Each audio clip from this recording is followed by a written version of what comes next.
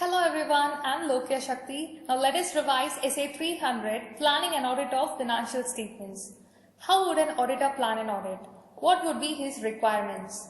Well, the auditor's objective is to plan an audit in such a way that it is performed in an effective manner.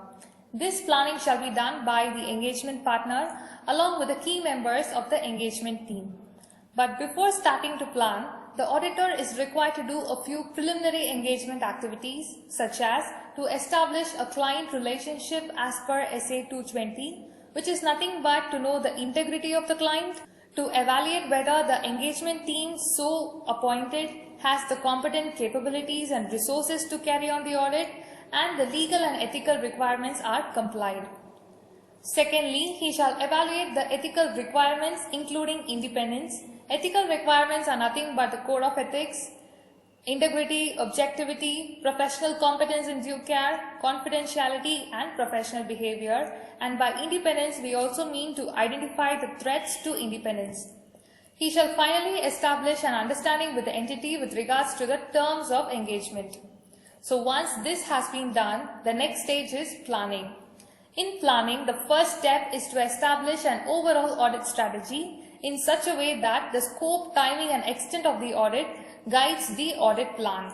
This could be done by identifying the characteristics of engagement so that the scope could be designed, in ascertaining the reporting objectives so that the communication process is channelized, considering the significant factors so that the efforts of the engagement team could be directed towards it, considering the results of the preliminary engagement activities, and ascertaining the nature, timing and extent of the resources that are necessary to carry out the audit. The second step is audit plan.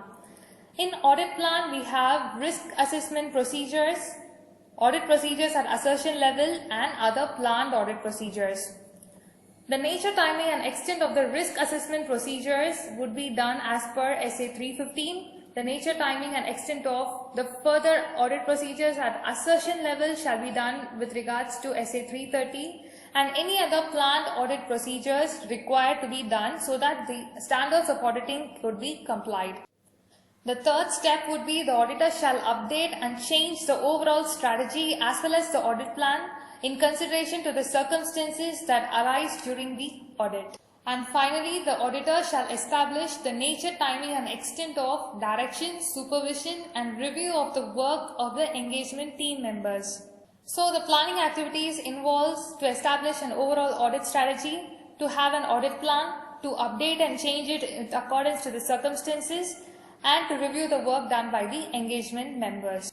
And finally comes the stage of documentation. The auditor shall document the overall audit strategy, the audit plan, as well as the significant changes he has made to them along with the reasons. So by this we come to the conclusion of Essay 300, Planning and Audit of Financial Statements. I hope it was useful. Thank you for listening.